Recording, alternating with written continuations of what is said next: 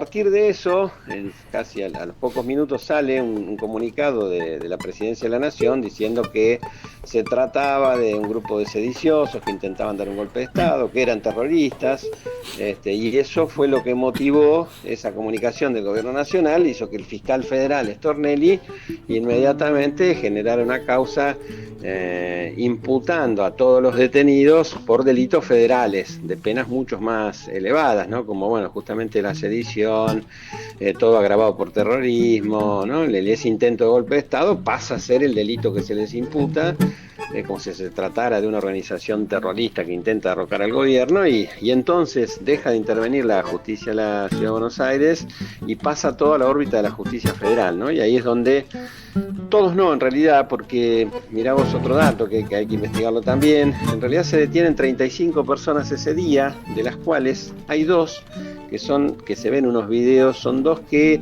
se bajan de un auto que tiene la patente dada vuelta y empiezan a sacar cosas del auto que estaba quemado, no sé si lo vieron, Sí, sí. que arrancan como cables, ¿no es cierto? Bueno, esos dos los detienen e inmediatamente los liberan desde el lugar, tentativa de hurto le ponen, ni siquiera los indagan, ni siquiera los ponen a disposición de la justicia, así que esos dos los largan rápidamente.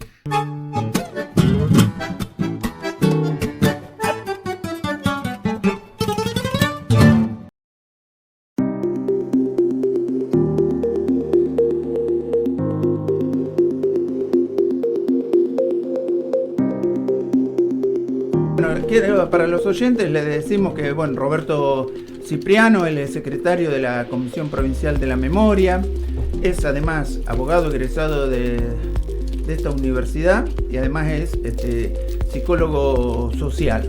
Pero bueno, tiene un gran trabajo dirigido en torno al Comité contra la Tortura y en la Comisión Provincial de la Memoria. Así que bueno, Vale. Roberto, Sí, tuvimos los otros días el tratamiento de la ley Bases en el Senado. Y el pueblo argentino, de manera ordenada y pacífica, se fue a manifestar. Y los acontecimientos terminaron con una gran represión y con una violación a ese derecho a manifestarse que tiene todo pueblo y a expresarse. sí, sí. Para poner en contexto, ustedes, la Comisión Provincial de la Memoria, tuvo una actividad importante antes, durante y después, pero durante ese día en la plaza ustedes estuvieron previendo situaciones que se podían presentar, estuvieron haciendo un monitoreo. ¿Podés ubicarnos cómo fue el desarrollo de esa manifestación durante el día y que se fue transformando y que hasta terminó con un vehículo quemado a 10, 15 metros del vallado policial y donde nada se actuó, pero se estuvo deteniendo y reprimiendo no solo en la plaza, sino a cuadras de la plaza? Contanos un poco. Sí. Bueno, vos sabés que desde la Comisión por la Memoria es un organismo público autónomo en la provincia de Buenos Aires y desde que implementa políticas públicas de memoria y derechos humanos, y entre esas políticas de derechos humanos está la de ser en la provincia de Buenos Aires el organismo encargado del monitoreo, control del sistema penitenciario en clave de prevención de la tortura y también del despliegue de las fuerzas de seguridad en el territorio. O sea, es el mecanismo de prevención de la tortura, que esto está designado por una ley nacional que crea el Sistema Nacional de Prevención de la Tortura. Y cuando se pone en marcha el protocolo antipiquete en diciembre, decidimos desde la Comisión por la Memoria, como mecanismo de prevención de la tortura de la provincia de Buenos Aires, junto con el mecanismo de prevención de la tortura de Ciudad de Buenos Aires, que está en la órbita de la Defensoría del Pueblo de Ciudad, y el Comité Nacional de Prevención de la Tortura, que es el órgano que de alguna manera coordina todas las tareas a nivel nacional, decidimos implementar estas tareas, este sistema de monitoreo del despliegue policial en el marco de las manifestaciones, porque, bueno, entendíamos que el propio protocolo establecía un poco fijaba cuál era la idea del gobierno en relación a la protesta, ¿no? Que era la de justamente reprimir, la de evitar que se circule por las calles, etcétera. Entonces empezamos esa tarea, llevamos más de 35 marchas monitoreadas desde diciembre hasta acá, y bueno, como parte de esa tarea, el 12 concurrimos a la justamente a la Plaza del Congreso a monitorear en función de que se trataba la ley de bases en el Congreso, de monitorear cómo era el despliegue de esas fuerzas de seguridad, que son las fuerzas federales. En este caso estuvieron desplegadas la Policía Federal Argentina, la Gendarmería Nacional Argentina, la Prefectura Naval Argentina, más tarde llegó la Policía Aeroportuaria también, y también la Policía de la Ciudad de Buenos Aires, ¿no? Es decir, 5 fuerzas de seguridad apostadas en toda la zona del Congreso, con un despliegue realmente impactante, ¿no? 5 camiones hidrantes, más de 30 motos, cuerpos de policías motorizados, ¿no es cierto? No sé, 3, 4 centenares, por lo menos ahí en la zona, y más afuera otros tantos de cuerpos de infantería de todas estas fuerzas de seguridad. Y bueno, lo primero que hicieron fue vallar frente al Congreso, en la cabecera de la plaza del Congreso, digamos, para vallar desde Irigoyen hasta Rivadavia para que la gente no pudiera tener contacto, digamos, con el Congreso, y fundamentalmente para garantizar la circulación por Avenida Entre Ríos, que es la que pasa frente al Congreso y después se transforma en Callao, garantizar la circulación. Eso era un poco el panorama inicial. Fue una marcha realmente multitudinaria, pacífica, es decir, en ningún momento los manifestantes agredieron a la policía. El protocolo antipiquete es una falacia, porque en realidad quienes cortan el tránsito justamente para dificultar la llegada de los manifestantes a la plaza son las propias fuerzas de seguridad. Es decir, se establecieron cordones de la Gendarmería a la altura de Alsina y Entre Ríos, de la Prefectura en Mitre y Callao, digamos. Es decir, la propia policía es la que corta el tránsito, y bueno, y después generaba, para poder entrar a la plaza desde el lado del Congreso, generaba un embudo de muy poco espacio para que entren la gran cantidad de manifestantes que venían por allí. Y entonces, bueno, lo que pasó claramente, sin ninguna razonabilidad, de manera totalmente incluso sorpresiva, porque se estaba desarrollando de toda manera muy tranquila, había un montón de manifestantes que querían acceder a la plaza y que estaban sobre la calle Entre Ríos frente al Congreso, de este lado de las vallas, digamos, no del lado de la manifestación. Bueno, y ahí entonces, para correr esos manifestantes que salgan de ahí, empiezan a arrojar gas pimienta. Es en ese momento que y a empujar y a dar algunos palos. En ese momento es que salen los legisladores nacionales, que se encuentran también con el cordón policial, y los gasean también a 5 legisladores nacionales. Las imágenes del diputado Castañeto son bastante elocuentes de la afectación que tuvo, ¿no? por el gas pimienta. Y ahí entonces empiezan a correr a gente para la calle Mitre, y ahí siguen gaseando y bueno, pegando palazos. Detienen una persona, es el primer detenido ahí. Y bueno, y a partir de eso empiezan a generar, digamos, con la gente que estaba del otro lado de la valla, a provocar, digamos, ¿no? Porque había un par de vallas abiertas por las cuales ingresaba la gente, ahí las cierran, la gente no puede pasar, entonces empiezan obviamente, insultos, gritos, que dejen pasar a la gente. Y ahí entonces, para calmar eso, lo que hace la policía es, como siempre, empieza, digamos, a arrojar gases. Bueno, ahí obviamente del otro lado reaccionan algunos manifestantes, empiezan a arrojar algunas piedras, pero quien empieza realmente con esa violencia innecesaria, porque no estaba el clima ni para la violencia, es la propia Policía Federal, y del otro lado la Gendarmería, que empiezan a tirar, pero cientos de gases lacrimógenos, tipo en esas escopetas tipo morteros que tienen, más el gas pimienta, más los hidrantes que vienen. Un hidrante se coloca sobre el Congreso, digamos, ¿no? Sobre la plaza por Irigoyen, y el otro por Rivadavia, y empiezan a tirar agua y bueno, a desplegar una violencia inusitada que realmente sorprendía, porque no tenía nada que ver con lo que estaba pasando en el marco de la manifestación. Y después de eso, como Roberto, bien decís, aparece... Sí. Gabriel Chapnau te habla, ¿cómo te va? Te quiero consultar, ¿cómo estás? En tu opinión, el papel de la justicia, y en este sentido, bueno, que cuentes a los oyentes qué juzgado intervino, cómo fue esta situación, qué delitos comenzaron a imputar de pronto a la gente que estaba manifestándose, cómo viste el rol de la justicia en esta situación.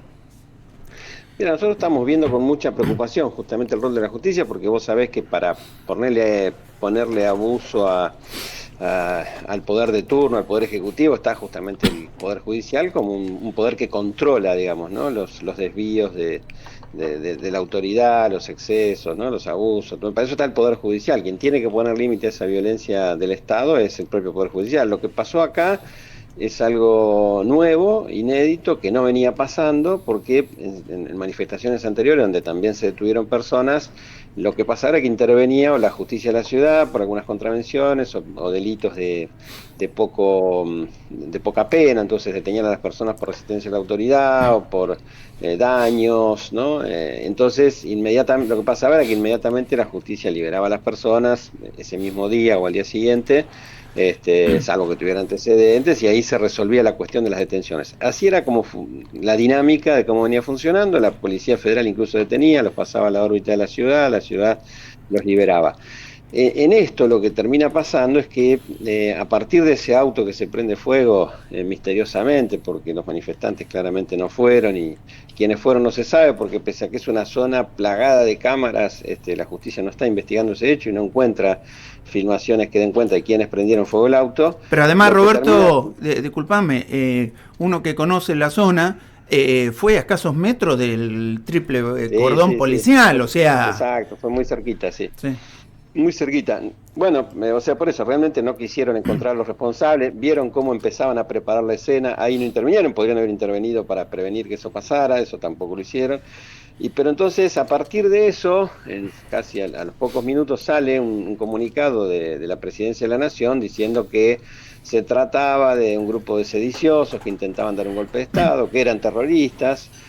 Y eso fue lo que motivó esa comunicación del gobierno nacional, hizo que el fiscal federal Stornelli inmediatamente generara una causa imputando a todos los detenidos por delitos federales de penas mucho más elevadas, ¿no? Como bueno, justamente la sedición, todo agravado por terrorismo, ¿no? Ese intento de golpe de Estado pasa a ser el delito que se les imputa, como si se tratara de una organización terrorista que intenta derrocar al gobierno, y entonces deja de intervenir la justicia de la Ciudad de Buenos Aires y pasa todo a la órbita de la justicia federal, ¿no? Y ahí es donde, todos no en realidad, porque mirá vos otro dato que hay que investigarlo también, en realidad se detienen 35 personas ese día, de las cuales hay 2 que se ven unos videos, son 2 que se bajan de un auto que tiene la patente dada vuelta y empiezan a sacar cosas del auto que estaba quemado, no sé si lo vieron, Sí, sí. que arrancan como cables, ¿no es cierto? Bueno, esos 2 los detienen e inmediatamente los liberan desde el lugar, tentativa de hurto le ponen, ni siquiera los indagan, ni siquiera los ponen a disposición de la justicia, así que esos 2 los largan rápidamente. Los otros 33 pasan a disposición de la justicia federal, bueno, de los cuales inmediatamente en 6 días 27 de ellos son liberados por falta de mérito, porque no hay elementos para que den cuenta de esas imputaciones exorbitantes, irrazonables del fiscal federal, y bueno, y quedan detenidas 6 personas que bueno, ahora habrá que ver esos casos, pero un par de ellos creo que tenían antecedentes, otro había una filmación que decían que estaba prendiendo fuego una bicicleta, entonces bueno, ahora tendrá que irse finito por cada uno de los casos, pero lo que hicieron fue liberar rápidamente estos 27 porque aparecía de toda la prueba colectada que justamente no había prueba, ¿no? Era un vendedor de choripán, 3 vendedores de empanadas, un transeúnte que quiso pasar el cordón policial porque quería acceder a su casa y se discutió con la policía y lo detuvieron. Bueno, toda gente, digamos, una profesora de historia que se puso, que filmó mientras la policía detenía a una persona, entonces también la detuvieron.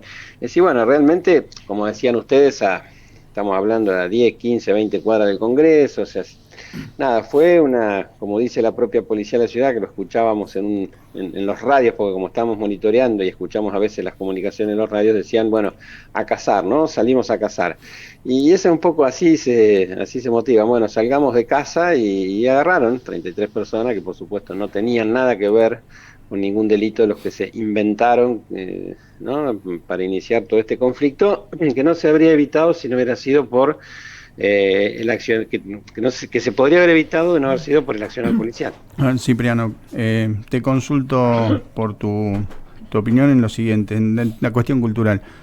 ¿Cómo consideras que se divide la opinión pública frente a hechos tan claros, ¿no? Tan claros, divisivos como o como el que fue en su momento en más el principio del año, en febrero? Bueno, ¿cómo ves vos como activista histórico de la temática de derechos humanos, viendo de cerca un montón de situaciones que posiblemente el común de la gente no ve cotidianamente, ¿no? y cómo ves vos esta cuestión cultural, ¿no? ¿Qué significa esto en la Argentina? Sí, sí.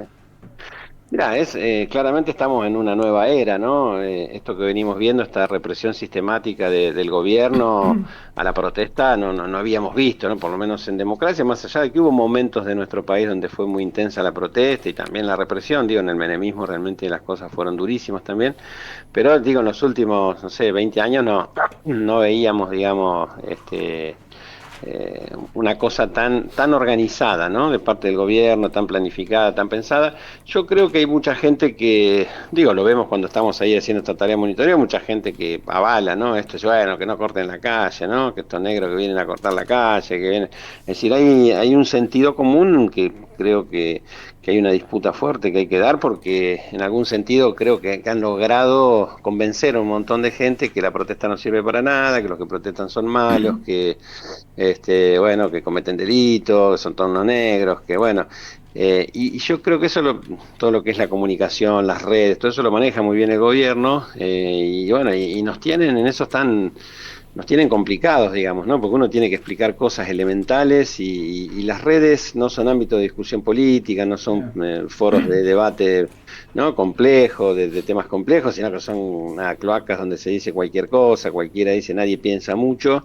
Y yo creo que en ese sentido común, con ese sentido común que están imponiendo, la verdad que le están haciendo mucho daño a la sociedad, y porque, bueno, hoy la mitad de la población de nuestro país sigue apoyando este gobierno y lo que este gobierno dice que va a hacer, pese a que implica una regresión de derecho importante para la misma persona que lo apoya, ¿no? Es una cosa, bueno, un fenómeno que nos va a llevar tiempo desentrañar y, bueno, nos va a llevar tiempo también pensar estrategias creativas para que este avance no se profundice, porque es un modelo económico obviamente, que lo que pretende es seguir profundizando la desigualdad en nuestro país, seguir concentrando la riqueza en los mismos, ¿no?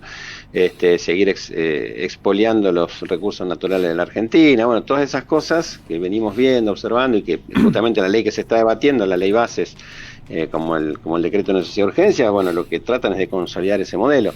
Entonces, y nos preocupa mucho también, porque vos pensás que en este momento este es un gobierno que está a la ofensiva, que le está yendo bien, ¿no? O sea, digo, logra sancionar la ley, bases, políticamente hay un sector de la política que lo sigue bancando, o sea, hoy el gobierno está bien, y estando bien, reprime de esta manera y tiene este discurso. Entonces, bueno, nos preocupa cuando no esté ya tan bien, cuando realmente la gente salga a la calle ya de manera no tan organizada, ¿no es cierto? Cuando la gente salga a protestar espontáneamente, cuando la situación sea más crítica, que es lo que va a pasar, va a ser más crítica, bueno, nos preocupa hasta dónde puede llegar esa violencia estatal, ¿no? Si hoy estamos viendo estos niveles de virulencia que vemos, bueno, en un gobierno desesperado, acorralado, sin respuestas, puede ser mucho peor, ¿no? Bueno, Roberto, sí, realmente lo que vos decís es un poco mirando hacia futuro.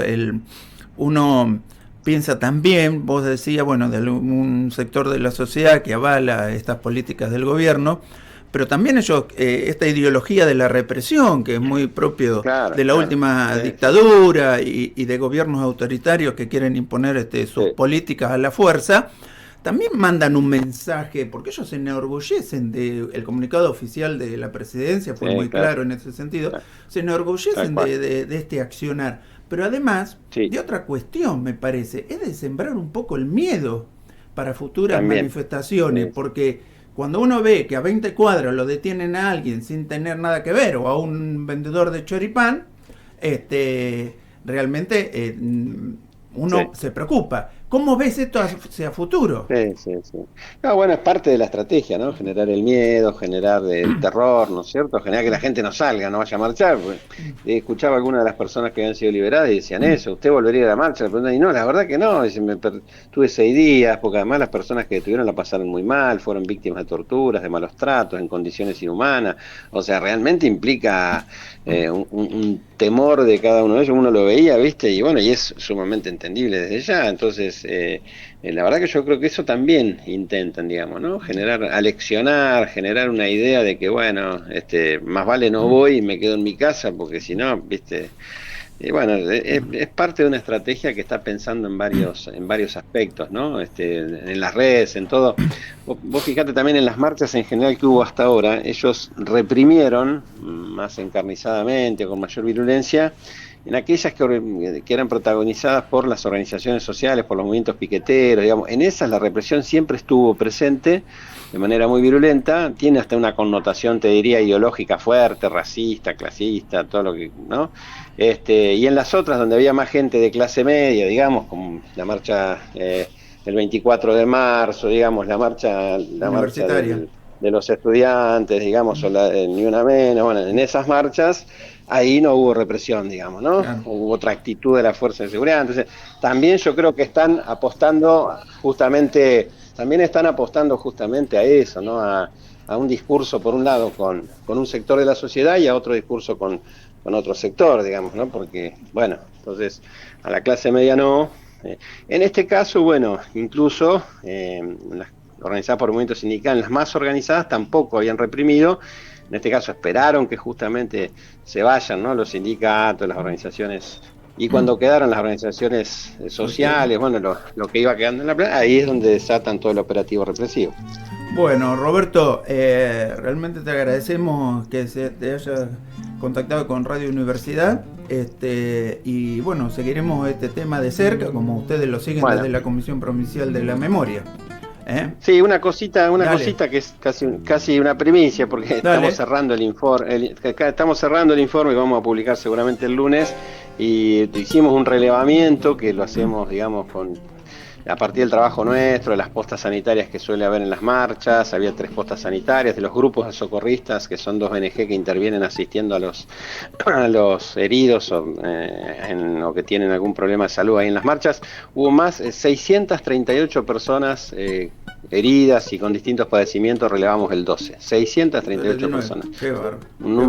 Un número muy grande. No habíamos tenido hasta ahora esa cantidad de personas heridas o afectadas por postas de goma, por gases lacrimógenos, gas pimienta, etcétera, ¿no? Una locura. Así que bueno, para dar cuenta de la dimensión que tuvo la violencia esta vez de esa represión. Bueno, estaremos difundiendo ese informe alguna vez que ustedes lo presenten.